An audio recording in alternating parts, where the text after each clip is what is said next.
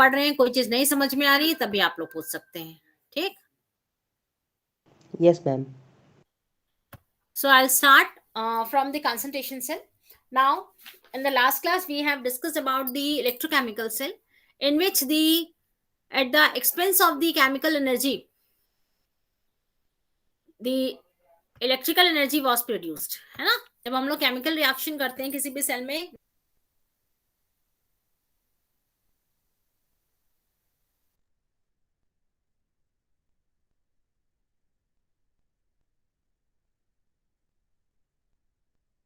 Calculator में cell use करते हैं, रिस्ट वॉच में, डिफरेंट वॉचेस में, ये सारे जो हमारे सेल्स होते हैं, these cells are the dry cells, these are the batteries, and in these cells the chemical reaction takes place, and because of the expense of the chemical reaction the electrical energy is generated, and that generated energy is used in the different purpose. ठीक है? So that was the electrochemical cell, and today we will study about the concentration cell. Now the concentration cell means there is change in the EMF, and this change in the EMF is not because of the chemical reaction, but this change in the EMF is due to the transfer of the matter from one half cell to the another half cell. Here we have a two half cells. One is the anodic half cell and another one is the cathodic half cell. So there is a transfer of the matter from one half cell to the other half cell, and because of this transfer of matter takes place because of the difference in the concentration of the species which is involved in the reaction. Okay, so यहाँ पर in the concentration cell, as the name suggests, there is a difference in the concentration of the solutions which has been taken, the difference in the concentration of the species which is involved in the reaction. Okay, so in this case, for the electrochemical cell, we have the two types of in the concentration cells we have the two types of concentration cell. One is the electrode concentration cell and another one is the electrolyte concentration cell. Okay, so first we see the electrode concentration cell. Now in the electrode concentration cells, here we take the two same type of electrode, है ना? Two like electrodes are taken, and these electrodes are dipped in different concentration of the same solutions. ठीक है? So here we have a same solution जिसका concentration अलग होगा, and we have a same type of electrodes which are dipped in that solutions. So for example, let's take an example. We have the two hydrogen electrodes, and these hydrogen electrodes are present at unequal gas pressures which are immersed in the same solution of hydrogen ion. Okay, so these electrodes constitutes an electrode concentration cell. So in this case, for the electrode concentration cell, these ions are dipped in a solution of different concentrations. So here the construction of the electrochemical construction of the cell, see the cell how it is constructed. That is, यहाँ पर हमारे पास क्या है? We have a platinum electrode dipped in a hydrogen gas. That is, यहाँ पर जो concentration है, it is P1, and we have a solution.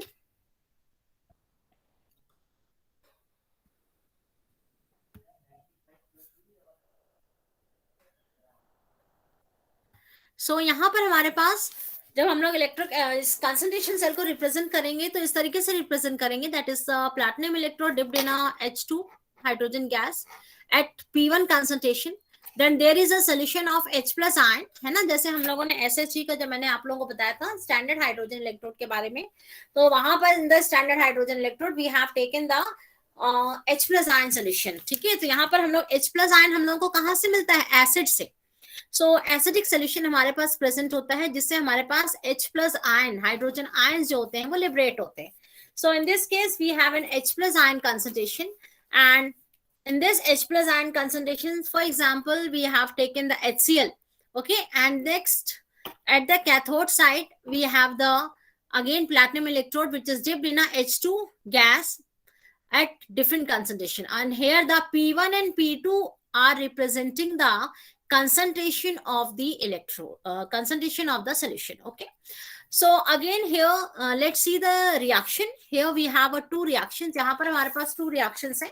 एक राइट हैंड साइड की रिएक्शन है, राइट हैंड साइड की रिएक्शन मतलब क्या है, कैथोडिक रिएक्शन जहां पर रिडक्शन हो रहा है, और दूसरा हमारे पास लेफ्ट हैंड साइड की रिएक्शन है, that is the anodic reaction जहां पर ऑक्सीडेशन का प्रोसेस हो रहा है, ठीक है।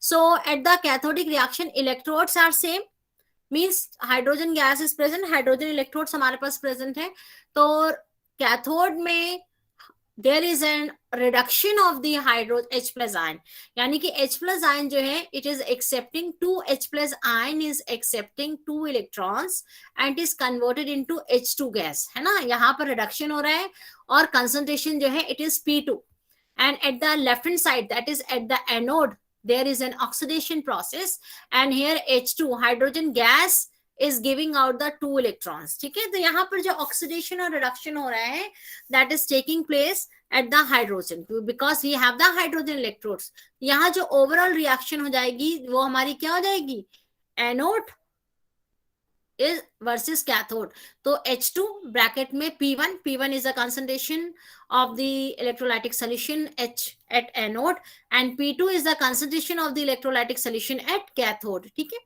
So ये जो हमारा reaction है, this reaction is generally independent of the concentration of the electrolyte, so it doesn't depends upon the concentration of the electrolytes. So generally at moderate pressure this hydrogen gas can be considered to be an ideal gas. जब हमारे पास normal pressure होता है, moderate pressure होता है, तो hydrogen gas को हम लोग आइडियल गैस की तरह कंसीडर कर सकते हैं, and because of which the ratio of the activities can be considered equal to the ratio of the gas pressure. So Nernst equation अगर हम लोग लिख रहे हैं, then we can write the Nernst equation as E equal to, यानी कि EMF equal to standard EMF और standard electrode potential minus 0.0591 upon n log of P2 upon P1, that is product upon reactant, okay। and by definition hydrogen electrode हमारा क्या होता है, standard electrode potential 0 होता है, तो ये हमारा क्या हो जाएगा, E equal to electrode potential equal to minus 0.0591 upon 2। How we get this 0.0591, anybody, कौन बताएगा? ये जो वैल्यू मिली है हमें 0.0591 की, ये कैसे मिलती है? मैम इसकी जब वैल्यू पुट करते हैं, जब इक्वेशन में मैम जो 2.303 RT अपॉन NF होता है मैम, तो R की वैल्यू पुट करते हैं टेम्परेचर की और फैराडे कांस्टेंट की। या हाँ, ठीक, वेरी गुड। तो ये इससे हम लोग जब वैल्यूज पुट करते हैं R की, टेम्परेचर की और फैराडेज कांस्टेंट की, तो हमें क्या मिलता है 0.0591, and 2 is the N, N means number of electron transfer, ठीक है। सो ये हमारा हो जाएगा E equal to electrode potential equal to 0.0591 upon 2 log of P1 upon P2, यानी कि log of product upon reactant, ठीक है। अब यहाँ पर इसको प्लस में कन्वर्ट करने के जब आप रिवर्स कर देंगे इसको, तो हमारा क्या हो जाएगा 0.0591 upon 2 log of P1 upon P2। So in this case अगर हमारा P2 is greater than P1, then EMF is positive and whole process is spontaneous, okay, and it is being equivalent to the expansion of gas. इतना clear है? So this is the concentration cell, and in the concentration cell this is an example for the electrode concentration cell where the two like electrodes are dipped at the different concentration of the same solution, ठीक है। Here the example is taken, for example we have taken the amalgam, that is a mercury, with two different concentrations of the same metals.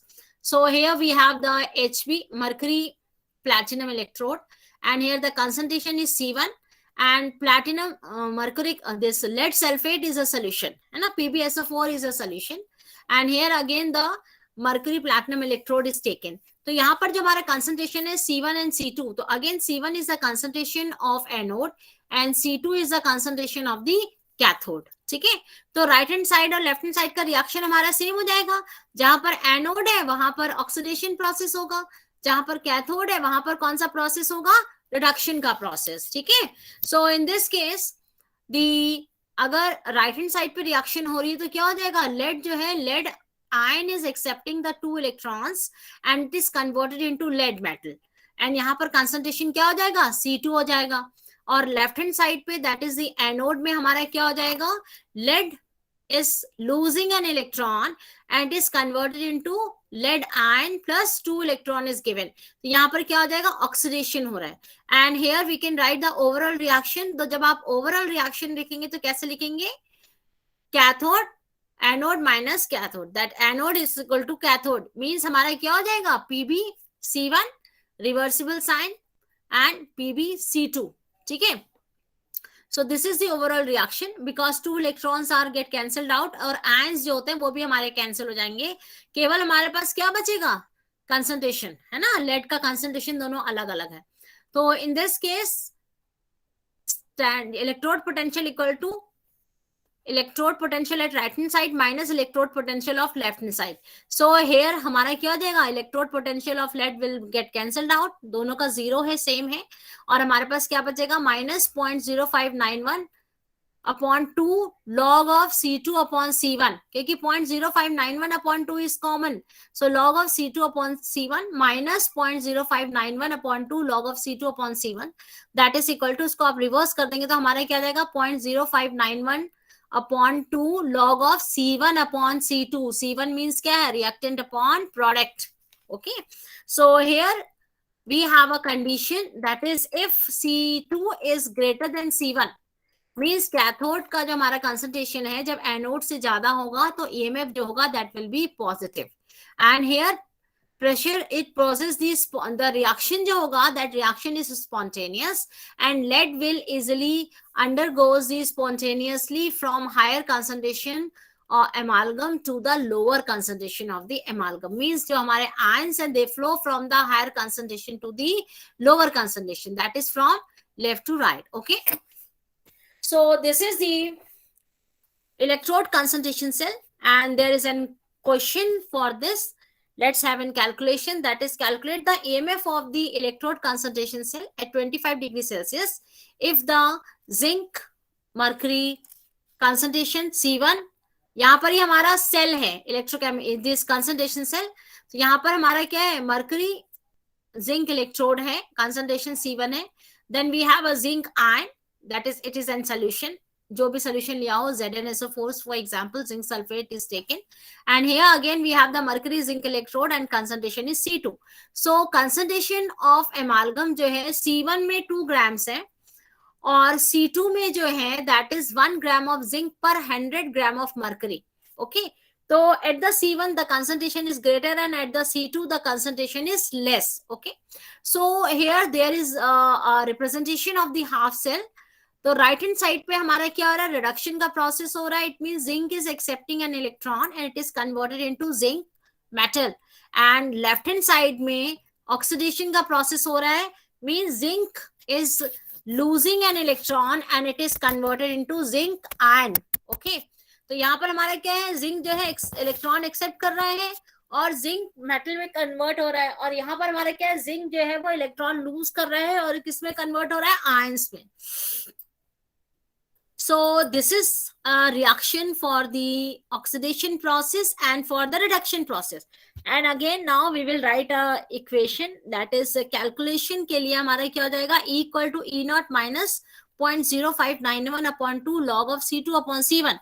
तो E naught की value हमारी 0 है ना, दोनों हमारे same है. तो यहाँ पर हमारे क्या हो जाएगा, 0.0591 upon 2 log of C1 upon C2. उसको रिवर्स कर देंगे तो C1 क्या है, 2 है और C2 क्या है, 1 है.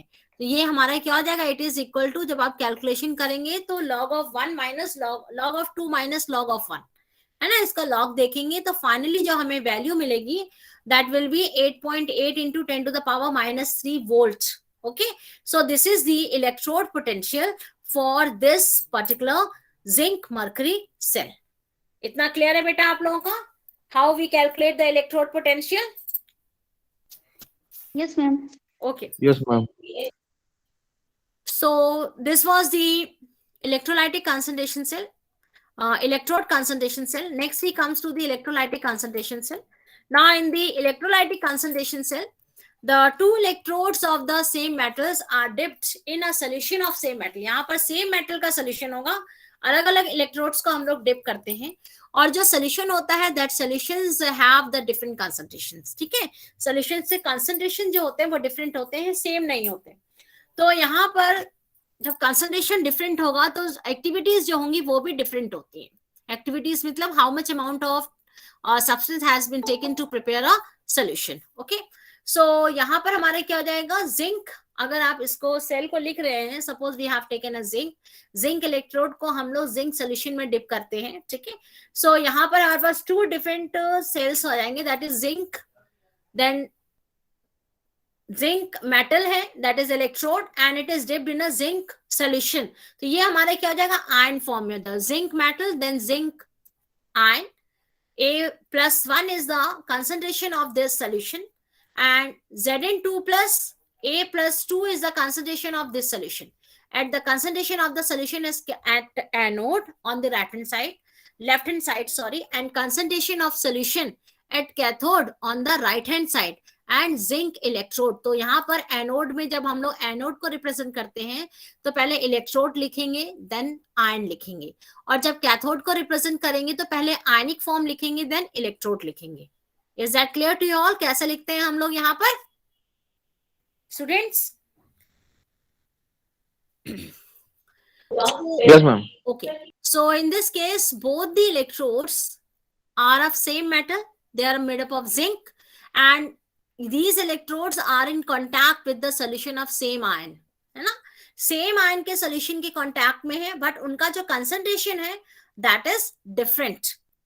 तो कंसंट्रेशन डिफरेंट है, इसका मतलब क्या है, आयंस की एक्टिविटी भी डिफरेंट है, डिफरेंट कंसंट्रेशन डिफरेंट एक्टिविटी। तो एक्टिविटीज को हम लोग कैसे रिप्रेजेंट कर रहे हैं, A+1 and A+2 are the activities of zinc ion present in the two electrolytes, and these electrolytes surrounds the electrodes, है ना।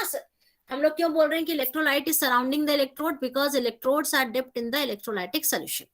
So two electrolytes are the zinc sulfate solution, and these zinc sulfate solutions are having the different concentrations, and they are separated from each other by a salt bridge, ठीक है। So in this case जो हमारा zinc ion है, this zinc ion is accepting the electron, and it is converted into zinc metal, ठीक है। तो जहां पर हमारा एक्सेप्टेंस हो रहा है इलेक्ट्रॉन का, that reaction is the reduction और कैथोडिक रिएक्शन और the right hand side reaction, ठीक है। नाउ नेक्स्ट रिएक्शन पे हम लोग देख रहे हैं कि जिंक जो है it is losing an electron, zinc metal is converted into zinc ion, and here 2 electrons are given by the zinc ion, और यहाँ पर हमारा क्या हो जाएगा, ऑक्सीडेशन प्रोसेस होगा, ठीक है। बेटा यहाँ पर जो पीडीएफ में एक चीज ध्यान देना, जिंक जो है मेटल जो है it is converted into zinc ion, तो Zn2 प्लस A1 प्लस, ठीक है, इसमें चेंज कर लेना आप लोग, 2 प्लस का साइन डाल लेना, सो प्लस 2 इलेक्ट्रॉन्स। तो यहाँ पर ऑक्सीडेशन हो रहा है, ओवरऑल रिएक्शन जब आप लिखेंगे तो हमारे पास क्या बचेगा, zinc electrode, zinc metal is being cancelled out, 2 electrons जो हैं दे आर आल्सो कैंसल्ड, और हमारे पास क्या बचेगा, एक्टिविटीज जो होंगी, दोनों जिंक मेटल्स की डिफरेंट एक्टिविटीज हैं, तो Zn2 plus A1 plus A+2 and Zn2 plus A+1, है ना। तो दोनों आयंस की डिफरेंट एक्टिविटीज है, and we have the different activities of the ions, okay. So in this case, there is a transfer of zinc ion from the solution having higher activity to the solution having lower activity. तो यहाँ पर zinc ion का जो transfer होता है वो cathode से anode की तरफ होगा, ठीक है। Transfer of mass is taken being from high activity high activity electrode to the low activity electrode. तो यहाँ पर हमारा क्या हो जाएगा, हाई एक्टिविटी सोल्यूशन कहाँ पर है, कैथोड में, लो एक्टिविटी सोल्यूशन कहाँ पर है, एनोड में, ठीक है। तो यहाँ पर जब हम लोग इसको रिप्रेजेंट करते हैं तो E electrode potential of right hand side equal to E0 minus RT upon NF ln 1 upon A1 A plus whole square 2, है ना, इक्वल टू, अब इसे हम लिखेंगे तो कैसा हो जाएगा, ये हमारा E0 plus RT upon NF ln, अब ये हमारा रिवर्स हो जाएगा, 1 अपॉन A+2 था, तो ये हमारा क्या हो जाएगा, ln A+2, ठीक है। तो ये हमारा फर्स्ट किसके लिए है, राइट हैंड साइड के लिए, कैथोड के लिए, and next we have the electrode potential on the left hand side, that is for the anode. ये हमारा हो जाएगा E0 standard electrode potential minus RT upon NF plus 1 upon A1 plus ln 1/A1+। So आप इसको फिर से कैसे लिखेंगे, रिवर्स करेंगे तो हमारा क्या हो जाएगा, E0 + RT/NF ln A plus whole bracket 1। ठीक है, तो ये हमारा क्या हो जाएगा, एक फर्स्ट इक्वेशन जो है that is for the electrode potential of the cathode and second equation is for the electrode potential of the anode. Okay, तो जब आप यहाँ पर ई सेल लिखेंगे, electrode potential of the cell लिखेंगे, एमएफ ऑफ द सेल लिखेंगे, तो क्या हो जाएगा, कैथोड माइनस एनोड, है ना। एक क्लास में हम लोग लास्ट क्लास में डिस्कस कर चुके हैं। तो इसके लिए हमारा क्या हो जाएगा, E cell equal to cathode minus anode, that is हमारे पास स्टैंडर्ड इलेक्ट्रोड पोटेंशियल कॉमन है, that will get cancelled out, and here we have the RT/NF ln A+2/A+1। Okay, so in this case जो activity है A+2 की जो activity है it is greater then A+1, तो activity क्या represent कर रही है, this activity is representing the concentration of the solution. Okay, इतना क्लियर है बेटा। So in this case when we substitute the activities A1 plus A+1 and A+2 by the molarities M1 and M2 in the equation, जब आप substitute करते हैं, क्योंकि activity coefficient मैं आप लोगों को पढ़ा चुकी हूँ, है ना, तो वहां पर एक्टिविटी की जगह पे हम लोग क्या लिख सकते हैं, Γ2 M1 M2 एंड Γ1 M1। तो Γ1 एंड Γ2 जो होते हैं, these are the activity coefficient of the two solutions। Okay, so यहां पर आप ई सेल की जगह पे एक्टिविटी कोएफिशिएंट भी लिख सकते हो। इतना क्लियर है आप लोगों का? Yes ma'am. So this is the electrolytic concentration cell, and there is an example for this electrolytic concentration cell, that is here we have, ये हमारा एग्जाम्पल है, इसको आप देख लीजिएगा। इसमें एग्जाम्पल को देख लो बेटा, अगर कोई डाउट हो तो आप लोग पूछ लीजिए मुझसे, it is very common, simple example है ये, है ना।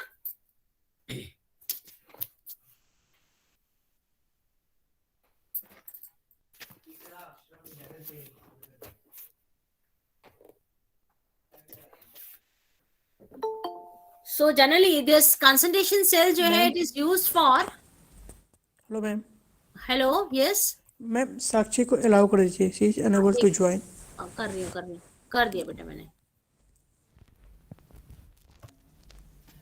So this concentration cell applications, that is generally it is used for determination of solubility of sparingly soluble salt। जो मैंने आप लोगों को PDF सेंड किया था बेटा पहले, उसमें दिया हुआ है इसका एप्लीकेशन कंसंट्रेशन सेल का, एंड मैं भी आप लोगों को बता देती हूँ, ठीक है। So it is used for the determination of the solubility of sparingly soluble salt. So हम लोग पहले भी पढ़ चुके हैं solubility of sparingly soluble salt in the ionic equation. Sparingly soluble salts हमारे क्या होते हैं, the salts which are very less soluble in the solution, जैसे हमारे सिल्वर क्लोराइड है, लेड सल्फेट है, सिल्वर आयोडाइड है, these are the salts which are sparingly soluble in the solution, very less soluble in the solution, बहुत ही कम solubility होती है, less amount of the salt जो है it is soluble in the solution। so इसकी solubility हम लोग easily calculate कर सकते हैं by measuring the EMF of the concentration। so it is calculated by measuring the EMF of a suitable concentration cell। okay, and it is generally this concentration cell is composed of the salt under investigation, means the salt which is used for the investigation purpose is taken। okay, and next application is the determination of the valency of an ion। अगर हमें किसी भी ion की valency नहीं पता है तो उससे भी इस concentration cell से we can easily find out the valency of the ion। तो valency of the ion find out करने के लिए सेम हमारे पास फॉर्मूला है, that is E cell equal to 2.303 RT/NF log of C2/C1। तो concentration हमें पता होगी, R की वैल्यू हमें पता है, T की वैल्यू हमें दी गई होगी इक्वेशन में कि किस टेम्परेचर पे रिएक्शन हो रही है, फेराडेज कांस्टेंट हमें पता है, एंड इलेक्ट्रोड पोटेंशियल की values will also be given in the question। अगर हमें नंबर ऑफ आयंस निकालने हैं, ठीक है, तो जब हमारे पास सारी वैल्यूज अवेलेबल हैं तो हम लोग easily valency ions find out कर सकते हैं किसी भी रिएक्शन के लिए। Is that clear to you all? इतना क्लियर है बेटा आप लोगों का? Yes, ma'am. Yes, ma'am. So this was the concentration cell. Now next we comes to the polarization. Now this polarization is also a very important term for this electrochemical cell. Okay, so in this case, for the polarization, generally the Nernst equation gives the electrode potential, that is equal to E naught plus 0.0592 upon n volts log of concentration of iron, metal iron. ठीक है, तो अभी जो हम लोगों ने use किया था कंसंट्रेशन सेल में, इलेक्ट्रोकेमिकल सेल में, जो इक्वेशन हम लोग यूज करते हैं to find out the electrode potential, all these equations are the Nernst equation. Okay, so in this case E not जो है, this is the standard electrode potential, and Mn plus जो है, it is the concentration of the metal ion, and this metal ion which is surrounding the electrode at the equilibrium. ठीक है, सो जब हम लोग electrode को डिप करते हैं सोल्यूशन पे, उस सोल्यूशन में आयंस प्रेजेंट होते हैं. ठीक है, so this ion is represented by Mn plus. So in this case, when the electric current is passed, then the value of Mn plus, that is the ion at the surrounding the electrode decreases, because जब current pass होगी तो क्या होगा, ions जो होंगे वो move करेंगे, तो इलेक्ट्रोड के आसपास जो है आयन का कंसंट्रेशन कम हो जाएगा. ठीक है, and because of this continuous reduction of the metal into metal ion, तो यहाँ पर हमारे क्या है, कंसंट्रेशन कम हो रहा है, मेटल आयन जो है वो किस में कन्वर्ट हो रहा है, मेटल में, है ना. तो रिडक्शन किसकी वजह से हो रहा है, जो ions which are surrounding the electrode are accepting the electrons, and this metal ion is converted into the metal. Okay, so because of this reduction in the metal ion, it results into the value of the electrode potential changes, है ना. तो यहाँ पर क्या हो जाएगा, metal ion का reduction हो रहा है, electrode potential की जो value है वो change हो रही है, and the equilibrium is as the metal ion from the bulk of the solution move towards the electrode. तो यहाँ पर क्या हो रहा है, metal ion जो है वो हमारे सोल्यूशन से इलेक्ट्रोड की तरफ मूव कर रहे हैं, बल्क ऑफ द सोल्यूशन, यानी कि सोल्यूशन से आयंस जो है इलेक्ट्रोड की तरफ मूव कर रहे हैं, because here the ion is getting reduced by accepting the electrons. ठीक है, so in this case, because of the presence of concentration gradient between the bulk of the solution and around the electrode, so there is a diffusion of the ions. So ये जो हमारा diffusion rate जो है, that becomes low because ion का concentration कम हो रहा है, and there is a change in the electrode potential. Okay, so this type of electrode potential which changes under such conditions is known as that electrode is getting polarized. There is a polarization of the electrode. ठीक है, so polarization means इस topic को बस फिर समझा दीजिए इस points को. अच्छा, देखिए, जब हमारे आयंस मूव कर रहे हैं टुवर्ड्स द इलेक्ट्रोड की तरफ, जब आयंस मूव करते हैं तो यहाँ पर क्या हो रहा है, रिडक्शन का प्रोसेस हो रहा है, यानी कि मेटल आयंस जो है they are accepting the electrons and they are converted into the metal. ठीक है, तो जब आयंस मेटल में कन्वर्ट हो जाएंगे तो क्या हो जाएगा, आयन का कंसंट्रेशन कम हो रहा है, और जब धीरे धीरे करके जब आयन का कंसंट्रेशन कम हो जाएगा तो जो डिफ्यूजन रेट है, डिफ्यूजन का मतलब क्या होता है, जो आयन का जो मूवमेंट हो रहा है दैट बिकम्स लो. भाई किसी की अमाउंट कम हो गई तो उसका कंसंट्रेशन जब कम हो रहा है तो उसका स्पीड भी तो कम हो जाएगी. ठीक है, तो इसका डिफ्यूजन रेट जो होगा वो कम हो जाता है, एंड इसकी वजह से जो इलेक्ट्रोड पोटेंशियल में जो भी चेंजेस आते हैं तो हम लोग क्या बोलते हैं, that electrode is getting polarized. ठीक है, so polarization means it is a process in which the variation of the electrode potential results into inadequate diffusion of species from bulk of the electrolytic solution to the vicinity of the electrode. And ये जो हमारा जो ions होते हैं, when they diffuse from electrolytic solution towards the electrode, it results into the charge accumulation. ठीक है, तो charge accumulation होता है और इलेक्ट्रोड जो होता है वो पोलराइज्ड हो जाता है, इलेक्ट्रोड पोटेंशियल कम हो जाता है. ओके, इतना क्लियर है. तो in this, because of the polarization, जो हमारा गैल्वेनिक सेल होता है, that galvanic cell develops a smaller potential than the theoretical value predicted. Means जो हमारी जो एक्सपेरिमेंटल वैल्यू होती है, दैट एक्सपेरिमेंटल वैल्यू डिक्रीजेस और experimental value is less than the calculated value. Because of the polarization of the electrode. इतना clear है? Ma'am Yes, polarization ma'am. का मतलब क्या होता है मैम? पोलराइज का मतलब होता है चेंज करना, ओरिजिनल वैल्यू से चेंज होना, okay ma'am, that is the polarization. ठीक है? Yes ma'am. Okay, so in this case जो पोलराइजेशन होता है, it results into the potential more negative than the required theoretical in order to maintain the given current distance. देखिए, जब किसी भी electrochemical cell में, कंसंट्रेशन सेल में, when the energy is generated, तो करंट पास हो रही है या जो भी करंट हम लोग को मिल रही है, जो भी एनर्जी मिल रही है, वो हमारी क्या है, एक रिक्वायर्ड अमाउंट एनर्जी के लिए हम लोग एक पर्टिकुलर वैल्यू लेंगे, पर्टिकुलर अमाउंट लेते हैं। ठीक है? तो उस अमाउंट में जो हमारे इलेक्ट्रोड्स होते हैं, व्हेन दे गेट पोलराइज्ड, उसमें जो सफिशिएंट अमाउंट ऑफ करंट जो होती है वो दैट इज नॉट जनरेटेड। तो उसके लिए हम लोग क्या कहते हैं, जो इलेक्ट्रोड है that electrodes has been polarized, original value जो है दैट इज नॉट थियोरेटिकल, जो हमारी कैलकुलेटेड वैल्यू है, that calculated value is not obtained and the experimental value is less than the theoretical value. Okay? Yes, ma'am. Clear? So this polarization depends upon the size of the electrode. So size of the electrode हमारा क्या है, polarization जो होता है, decrease in the polarization effect due to large surface area of the electrode।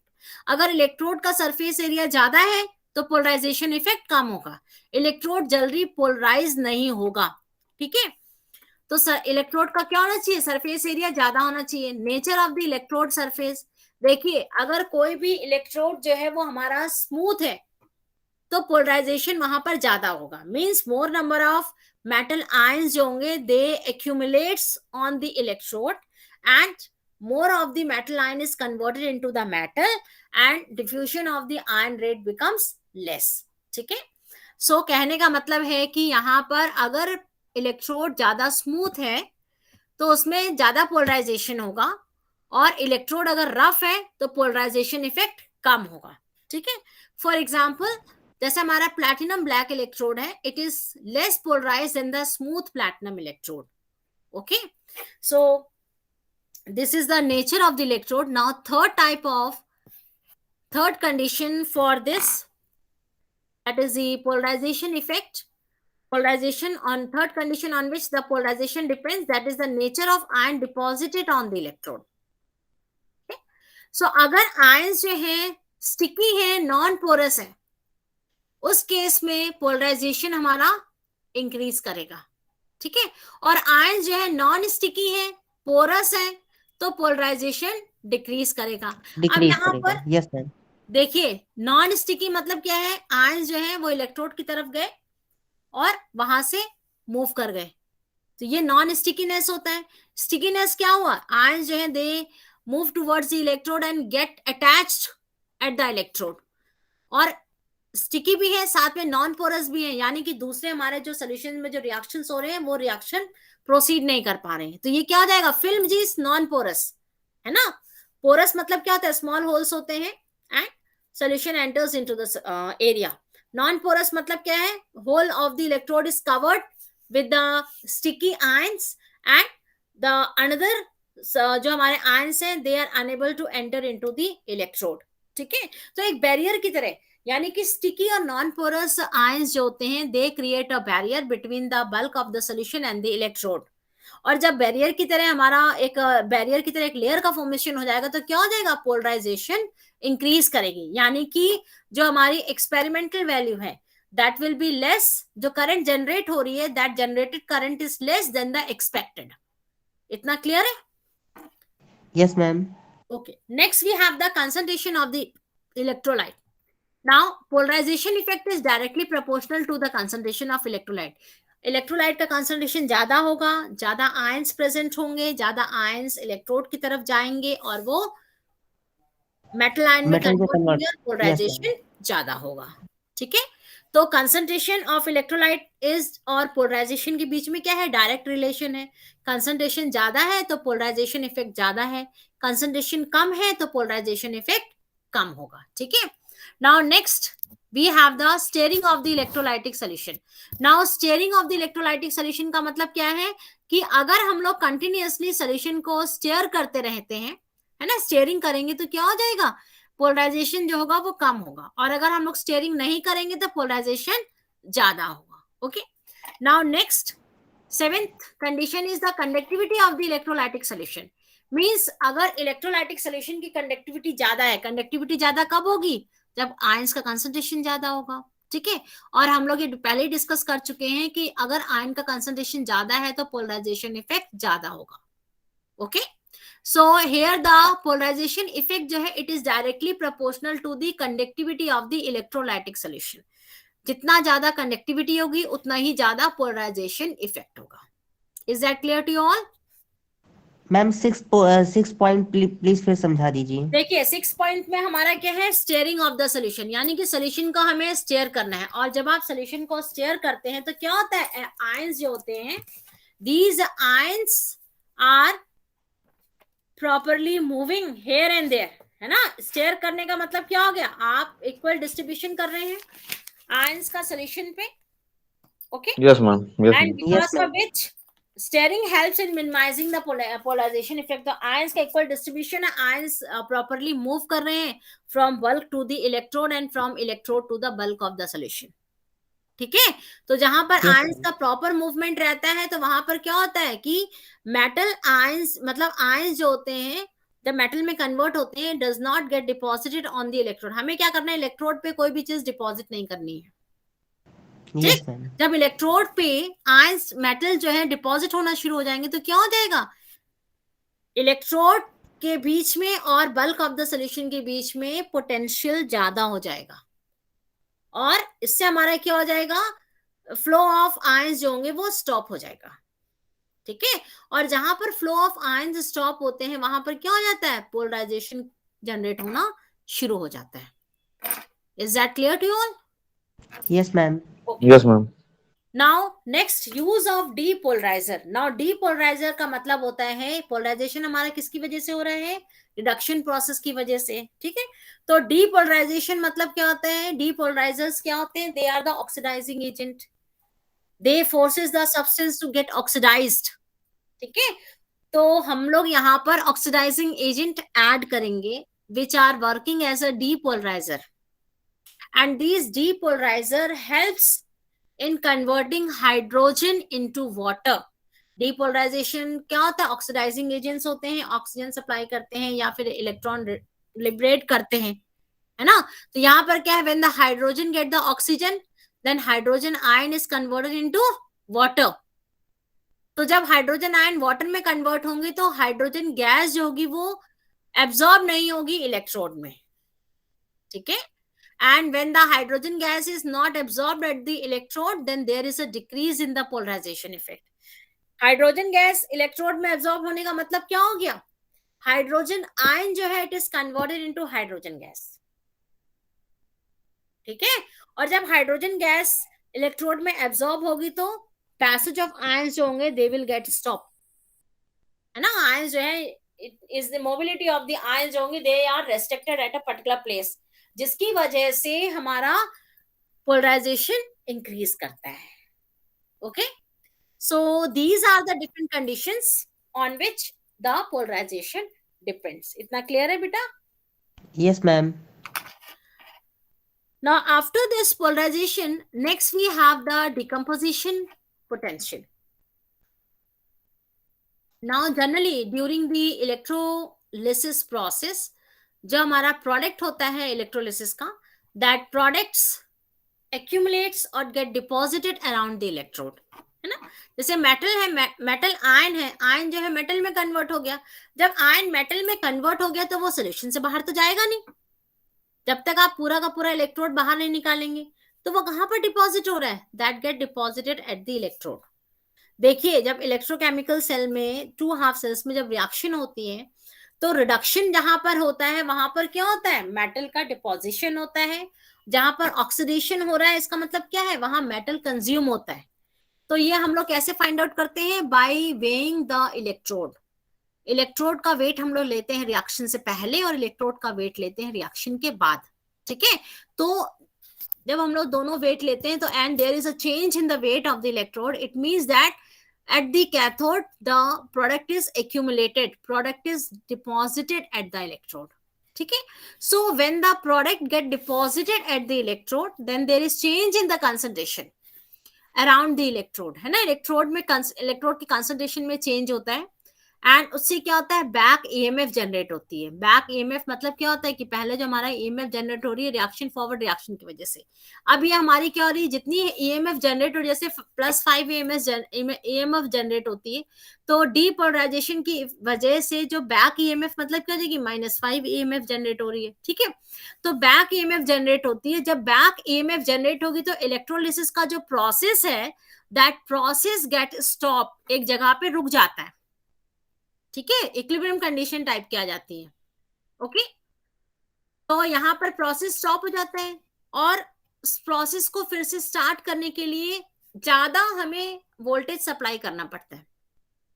Okay, so on increasing the voltage slowly, electrolysis proceed करता है smoothly when the applied voltage exceeds the back EMF. ठीक है, तो जब applied voltage जो है back EMF से ज्यादा हो जाता है, एक्सीड कर जाता है, बढ़ जाता है, तब यहाँ पर हमारे पास ईएमएफ जनरेट होना शुरू होता है, या रिएक्शन जो है फॉरवर्ड डायरेक्शन पर प्रोसीड करनी शुरू करती है. ठीक है, so this is the decomposition, and see in the diagram. Suppose in this case this is the applied EMF and there is increase in the voltage. यहाँ पर applied EMF increase करें up to a certain position, up to this point E, the EMF increases. ठीक है, यहाँ पर EMF increase, applied EMF increase कर रही है, और एक point पे आकर के ये हमारे क्या stop कर जाती है EMF. तो ये जो हमारा position है, point E जो है, this is representing the decomposition potential.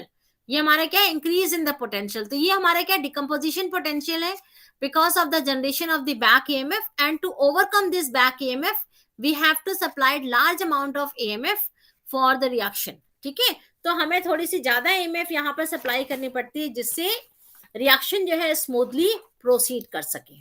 Okay, So this decomposition potential का मतलब होता है, it is the minimum potential which must be applied between the two electrodes which are immersed in the electrolytic solution in order to bring about a continuous electrolytic decomposition. ठीक है, means कि हमें electrolyte का लगातार decomposition होता रहे, continuously electrolytes get decomposed just because of the applied EMF. ठीक है, तो यहाँ पर हमारा ED जो है, it is the decomposition potential.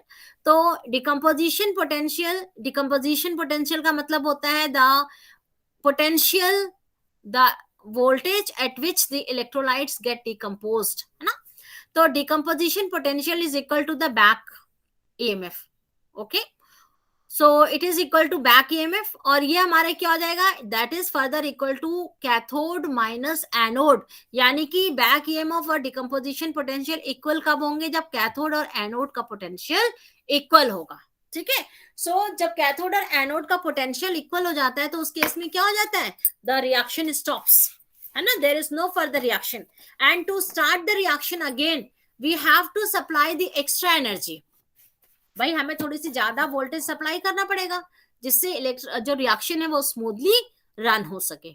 इतना क्लियर है बेटा? Yes ma'am. So the importance of this decomposition potential, it is used in the separation of metal ion mixture by the electrodialysis process. ठीक है, so electrolysis process के help से हम लोग metal ion को easily separate कर सकते हैं, क्योंकि each and every metal ion has a different decomposition potential. कभी भी दो metal ion का decomposition potential एक नहीं होता है. तो जब हम लोग electrochemical process पढ़ेंगे, in analytical techniques, electrochemical process is used for the separation of the metal ion in a given mixture. ठीक है, and this process is also used in the refining of the metal. metal को refine करना है, purify करना है, उसके लिए भी हम लोग decomposition potential को use करते हैं. and electroplating process में भी हम लोग decomposition potential को use करते हैं. electroplating का मतलब क्या होता है? what do you mean by electroplating? Ma'am किसी भी मेटल्स को दूसरे मेटल पर प्लेटिंग करना, मतलब यस मैम करना है ना. जैसे गोल्ड प्लेटिंग होती है, गोल्ड की कोटिंग होती है सिल्वर के ऊपर, यस आर्टिफिशियल ज्वेलरीज पे, या आर्टिफिशियल ज्वेलरीज में. तो इलेक्ट्रोप्लेटिंग का मतलब होता है कि एक मेटल को दूसरे मेटल के ऊपर कोटिंग करना. ठीक है, तो इलेक्ट्रोप्लेटिंग में भी हम लोग डिकम्पोजिशन पोटेंशियल के को यूज करते हैं for coating one metal over the another metal. Okay, so this was the decomposition potential, and after this next we come to the electrochemical corrosion. That is, what do you mean by corrosion? Because corrosion is also a redox reaction where the oxidation and reduction takes place. But what do you mean by corrosion? corrosion का मतलब क्या होता है?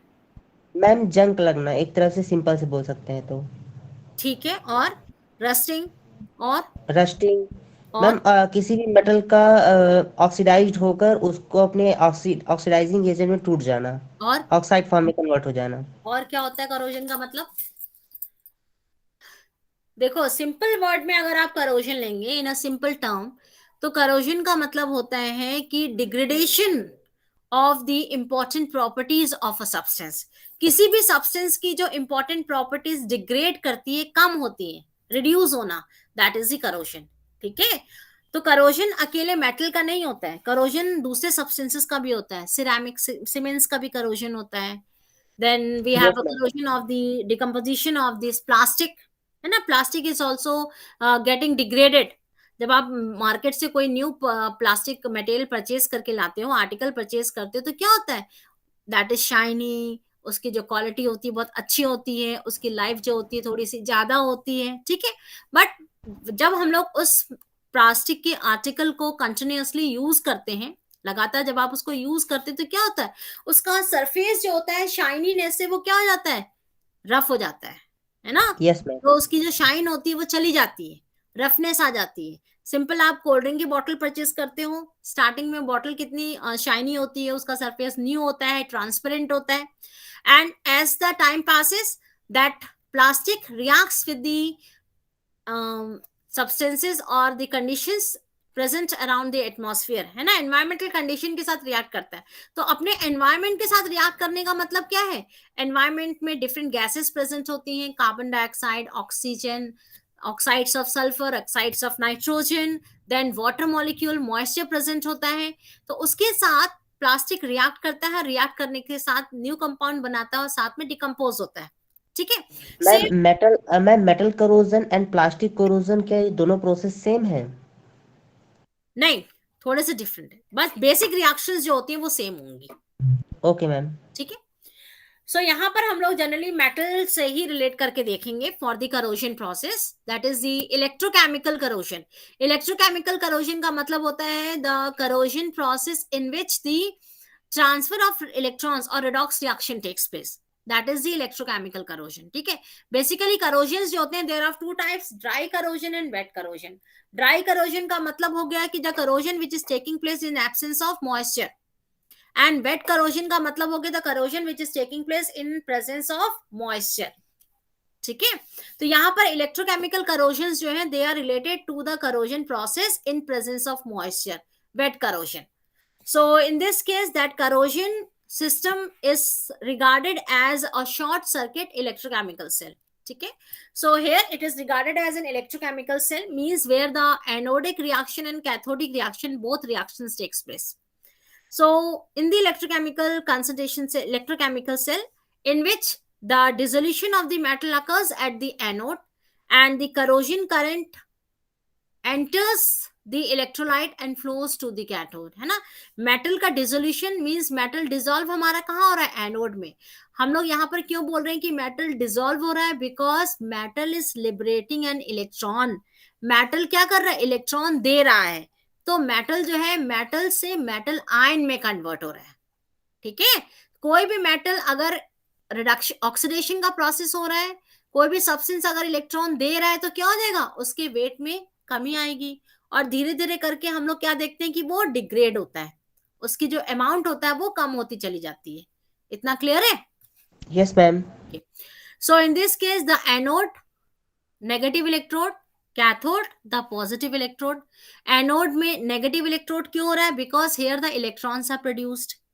Cathode में positive electrode क्यों है? क्योंकि यहाँ पर हमारे पास कैटायंस प्रेजेंट होते हैं, and these cations accepts the electron and they are converted into metal. ठीक है, तो यहाँ पर इलेक्ट्रोलाइट हमारा क्या है, environment. So in the corrosion process, in the electrochemical corrosion, the anion is a anode, cation is a cathode. यानी कि नेगेटिव इलेक्ट्रोड जो है it is working as an anode, positive electrode is working as a cathode. And जो हमारे पास environmental condition है, that environmental condition is an electrolyte. Electrolyte हमारे क्या होता है, एसिड भी हो सकता है, बेस भी हो सकता है, सॉल्ट भी हो सकता है ना, जो हमारे आयंस में कन्वर्ट हो जाते हैं. एसिड जो होता है वो भी हमारा आयंस में डिसोशिएट होता है, बेस भी आयंस Yes, में ma'am. डिसोशिएट होता है, सॉल्ट भी आयंस में डिसोशिएट होता है. ठीक है, तो ये हमारे क्या हो गए, एनवायरमेंट हो गए. Okay, so in this case the circuit connecting the anode and the cathode are required. तो सर्किट पूरा हमारा कंप्लीट होता है. अब यहाँ पर देखो, see in the figure, there is a metal block and in this metal block the metal ion plus n number of electron, है ना. मेटल में हमारे पास क्या होता है, मेटल आयन होता है और वैलेंस इलेक्ट्रॉन होता है. ठीक है, एंड यहाँ पर ऑक्सीजन है, एसिड है एंड कॉपर है, मोर नोबल कैटायन, दोनों कंडीशंस है. तो स्टेप फर्स्ट में मेटल जो होता है at the metal surface dissolves in the moisture. Metal कैसे डिसॉल्व हो रहे हैं, वहां पर ऑक्सीडेशन का प्रोसेस हो रहे हैं, तभी हमारा मेटल डिसॉल्व हो रहा है. ठीक है, so metal dissolve in the moisture and undergoes the oxidation process two gives the metal ion and the electrons. तो यहाँ पर क्या है, मेटल जो है it is losing the electron and is converted into metal ion. Okay, now step second में जो भी इलेक्ट्रॉन का फॉर्मेशन हो रहा है स्टेप 1 में, that electrons are removed by the depolarizer. यानी कि इलेक्ट्रॉन एक्सेप्टर जो है वो इलेक्ट्रॉन को रिमूव करते हैं. अब यहाँ पर इलेक्ट्रॉन एक्सेप्टर कौन कौन से हैं, ऑक्सीजन है, it is also an electron acceptor, and H plus acid है, it is also an electron acceptor. अगर कॉपर मेटल प्रेजेंट है तो it is also an electron acceptor.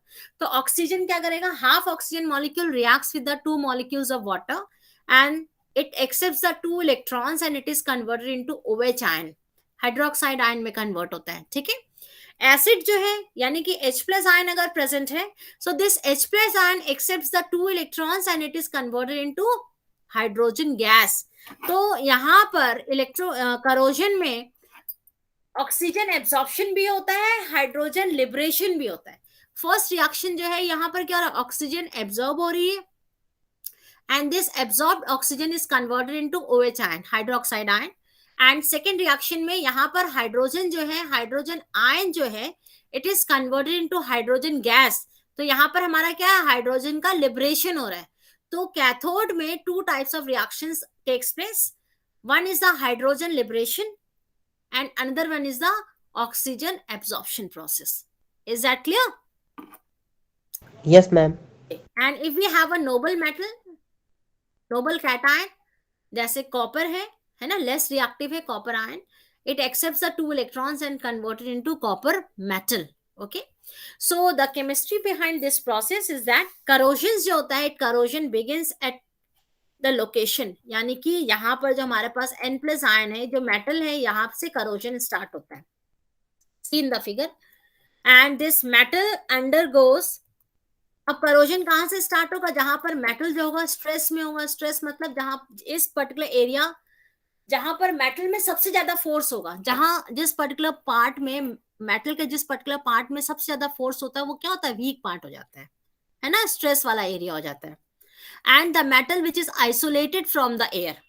यानी कि अगर किसी मेटल के एरिया के ऊपर डर्ट पार्टिकल डिपॉजिट हो जाते हैं, गंदगी डिपॉजिट हो जाती है ना, या वाटर ड्रॉपलेट्स आ जाते हैं, तो ये पर्टिकुलर एरिया जो है मेटल का क्या हो जाता है, आइसोलेट हो जाता है, सेपरेट हो जाता है. ठीक है, so in this case 2 pieces of the metals are, कभी कभी क्या होता है, मेटल के जो 2 pieces को हम लोग ज्वाइंट करते हैं एंड यहाँ पर प्रॉपरली ज्वाइंट नहीं हो पाता, या फिर पेंट अप्लाई किया आपने सरफेस में और पेंट जो है प्रॉपरली मेटल सरफेस से स्टिक नहीं कर पाता है ना, उस केस में भी क्या होगा, पेंट के सरफेस के बीच में और मेटल के बीच में गैप हो जाती है.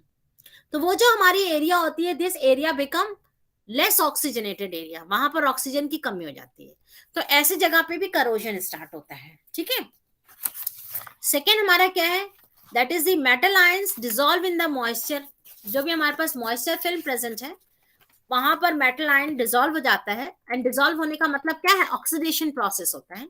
And there is a electron transfer to the another location. तो एक जगह से दूसरी जगह पे इलेक्ट्रॉन ट्रांसफर होता है, एक जगह पे इलेक्ट्रॉन जनरेट हो रहा है, वहां से इलेक्ट्रॉन दूसरे लोकेशन पे आता है जहां पर इलेक्ट्रॉन एक्सेप्ट होते हैं। ठीक है, तो जहां पर इलेक्ट्रॉन एक्सेप्ट हो रहे हैं वहां पर क्या है, डीपोलराइजर प्रेजेंट है। एंड ऑक्सीजन जो होता है it is a very common electron acceptor in presence of moisture, because जैसे मैंने रिएक्शन आपको दिखाई थी, ऑक्सीजन जो है मॉइस्चर के प्रेजेंट में, वाटर मॉलिक्यूल्स के प्रेजेंट में इलेक्ट्रॉन को एक्सेप्ट करता है और OH आयन में कन्वर्ट होता है। इतना क्लियर है बेटा? So there is a general reaction, means if an alloy is involved that occur at the anode is the dissolution of the metal as an ion। ठीक है, यहां पर हमारी क्या है, जनरल रिएक्शन है जहां पर मेटल आयन का डिसोल्यूशन हो रहा है। डिसोल्यूशन का मतलब क्या हो गया, metal is converted into metal ion. So in this case the metal ion, यहां रिएक्शन देखिए, metal which is a solid, it is converted into metal ion and n number of electron is given। ठीक है, so n is the valence of corroding metal species। n क्या represent कर रहा है कि कितने इलेक्ट्रॉन्स लिबरेट हो रहे हैं। तो जो इलेक्ट्रॉन जो लूज होते हैं, that electron lost at the anode, they are given at the anode, they flow through the metallic circuit, metal area से फ्लो होकर के वो कैथोड की तरफ जाते हैं। एनोड और कैथोड एक ही मेटल में क्रिएट होता है, इलेक्ट्रोकेमिकल सेल का फॉर्मेशन होता है। एंड इलेक्ट्रोलाइट, इलेक्ट्रोलाइट हमारा क्या होता है, सॉल्ट, एसिड, मॉइस्चर, ये हमारे कैसे वर्क करते हैं, इलेक्ट्रोलाइट की तरह। ठीक है, and metallic circuit to complete in this case, sorry, the electrons which are lost at the anode, they flow through the metallic circuit to the cathode, and here the cathodic reaction takes place। so cathodic reactions में हमारे क्या होते हैं, oxygen reacts with oxygen plus moisture accepts the electron and there is a formation of OH ion। so ये condition हमारी कब होती है, in alkaline or neutral aerated solutions the predominant cathodic reaction takes place. तो जहां पर OH ion का liberation हो रहा है, ये हमारी कैसी कंडीशन है, एल्कालाइन और न्यूट्रल कंडीशंस में। ठीक है, एंड सेकंड कैथोडिक रिएक्शन हमारी कहां होती है, जहां पर एसिडिक कंडीशन होती है, यानी कि deaerated area in absence of oxygen. जहां ऑक्सीजन प्रेजेंट नहीं है वहां पर हाइड्रोजन गैस लिबरेट हो रही है, जहां पर ऑक्सीजन प्रेजेंट है वहां पर OH आयन बन रहे हैं। Is that clear? Yes ma'am. Okay, तो जहां पर ऑक्सीजन प्रेजेंट नहीं है, डीएरेटेड कंडीशन है, in that case hydrogen gas is liberated. And in the aerated acid, जहां पर एसिड प्रेजेंस है और ऑक्सीजन भी प्रेजेंट है, तो वहां पर हमारी जो रिएक्शन होगी वो क्या होगा, वाटर मॉलिक्यूल का फॉर्मेशन होगा। That is 4H+ ion reacts with the oxygen molecule and they accepts the 4 electrons and there is a formation of H2O। 2 water molecules are formed over here। okay, ma'am what is aerated and deaerated? देखो aerated का मतलब होता है in presence of the reaction taking place in presence of oxygen.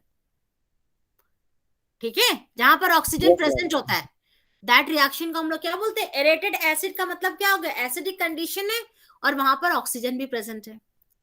डीएरेटेड का मतलब हो गया oxygen जहां पर प्रेजेंट नहीं होता है, इन एब्सेंस ऑफ ऑक्सीजन। ठीक है, इसलिए यहां पर रिएक्शन देखो, डीएरेटेड में हाइड्रोजन आयन जो है, this hydrogen ion are accepting the 2 electrons and they are converted into hydrogen gas। clear है इतना? yes ma'am। okay, so in presence of noble metals such as copper, जो हमारे कैथोडिक रिएक्शंस हैं, that can be written as cathode में क्या हो रहा है, रिडक्शन हो रहा है। तो रिडक्शन हम लोग कैसे लिखते हैं, Mn plus n number of electron accepted by this metal ion and there is a formation of the metal। ठीक है, तो M हमारा क्या है, मोर नोबल मेटल है, ये इलेक्ट्रॉन को गेन करता है और रिडक्शन का प्रोसेस होता है। So number of electron lost at the anode is equal to the number of electron gain at the cathode. जितने हमारे एनोड में इलेक्ट्रॉन लिबरेट हो रहे हैं उतने ही इलेक्ट्रॉन जो है कैथोड में एक्सेप्ट हो रहे हैं। इतना क्लियर है बेटा आप लोगों का? Yes ma'am. So let's take an example। Now if iron जो है it easily undergoes a corrosion process। ठीक है, so हम लोग यहाँ पर एग्जाम्पल लेते हैं आयरन कैसे करोड होता है। Sorry So if iron is exposed to aerated corrosive water, ठीक है, aerated है, ऑक्सीजन प्रेजेंट है वाटर में, सो वहां पर एनोडिक रिएक्शन होगी. एनोडिक रिएक्शन क्या होगी? कैथोड, एनोड में रिएक्शन क्या हो रही है? आयरन जो है सॉलिड स्टेट में है, it is liberating 2 electrons, aqueous state में आ जाएगा, और 2 इलेक्ट्रॉन्स लिबरेट हो रहे हैं, और किसमें कन्वर्ट हो रहा है? Fe2+ फेरस आयन में. ठीक है, तो Fe जो है वो फेरस आयन में Fe2+ में कन्वर्ट होता है. This is an oxidation process. Now cathode में रिएक्शन हो रही है.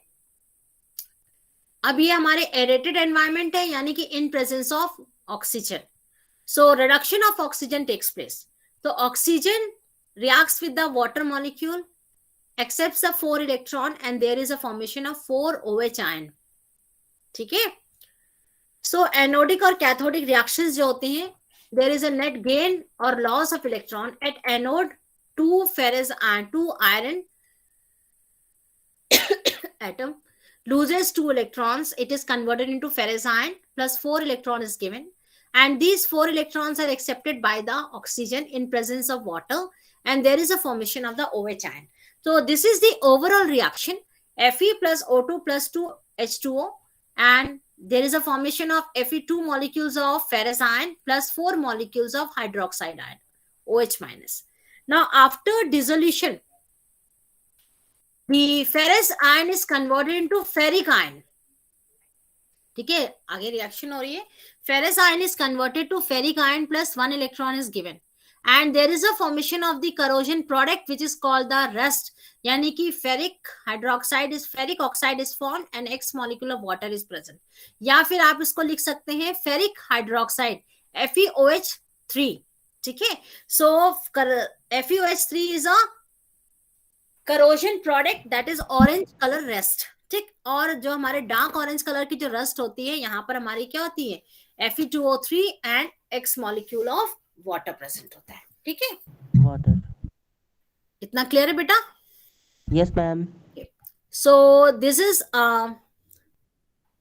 example for the electrochemical corrosion which takes place on the buried pipeline. जैसे कुछ पाइपलाइंस हम लोग सॉइल के अंदर बरीड कर देते हैं, है ना, जमीन के अंदर हम लोग पाइप्स को बरीड कर देते हैं. जमीन के अंदर हम लोग पाइप लेकर के जाते हैं एक जगह से दूसरी जगह, लॉन्ग डिस्टेंस में. अगर हमें पाइप को कैरी करना है तो क्या करते हैं? जमीन के अंदर गड्ढा खोदते हैं, उसमें पाइप डालते हैं, है ना. तो यहाँ पर अगर पाइप जो है मेटल की बनी हुई है, तो वहां पर क्या होता है? इलेक्ट्रोकेमिकल करोजन होता है. ठीक है, सो एनोड में dissolution of metal takes place, and cathode में क्या होता है? करोजन प्रोडक्ट बनता है. इसलिए मैं कह रही थी जो भी हमारा करोजन प्रोडक्ट बनता है that get deposited at the cathode. ठीक है, सो insoluble corrosion products are formed at the cathode. Now see this example. This is an electrochemical process in the pipe. Soil is acting as an electrolyte. Now how the soil is acting as an electrolyte? Here we have a 2 types of soil, soil A plus concentration, soil B plus concentration. क्योंकि soil में बहुत सारे ions present होते हैं, और electrolytes में हमारे क्या होते हैं? आयंस होते हैं, है ना.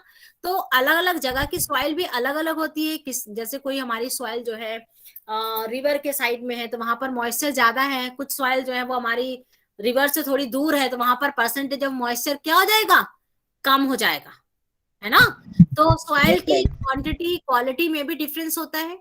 एंड जब सॉइल की क्वालिटी में डिफरेंस होता है, जो हमारे पाइपलाइन सॉइल के अंदर बरीड होती हैं, उनकी जो हमारे उनके जो क्वालिटी होती है उसमें भी डिफरेंस आ जाता है. ठीक है, तो जैसे जहां पर कंसंट्रेशन ज्यादा होता है इलेक्ट्रोलाइट्स का, that area work as an anode, और दूसरी एरिया हमारी किसकी तरह वर्क करती है? कैथोड की तरह. ठीक है, तो जहां पर इलेक्ट्रोलाइट का कंसंट्रेशन ज्यादा है, वहां पर क्या हो जाएगा? इलेक्ट्रॉन्स का लिबरेशन होना शुरू हो जाएगा, एनोड की तरह वर्क होना शुरू हो जाएगा, ऑक्सीडेशन प्रोसेस होगा. एंड जहां इलेक्ट्रॉन का फॉर्मेशन शुरू हुआ, उसके नेक्स्ट साइड पे जो हमारा मेटल होता है, that start working as a cathode. It starts accepting the electron, and ion is converted into the metal. ठीक है, so this is a ground surface and here the current returning to the pipe. तो यहाँ पर there is a flow of the current is because of the potential difference. So current flows from cathode to anode and electron flows from the anode to cathode. So this is the direction of flow of the current, and the flow of जो भी हमारी flow of current है, that flow of current is just because of the potential difference created between the anode and the cathode. तो यहाँ पर हमारा जो soil है, this soil is working as an electrolyte, and current it is picked up, no corrosion process. तो यहाँ पर हमारे क्या हो जाएगा? So in this case, the hydrogen film is built up and polarization occurs at the cathode, which act as a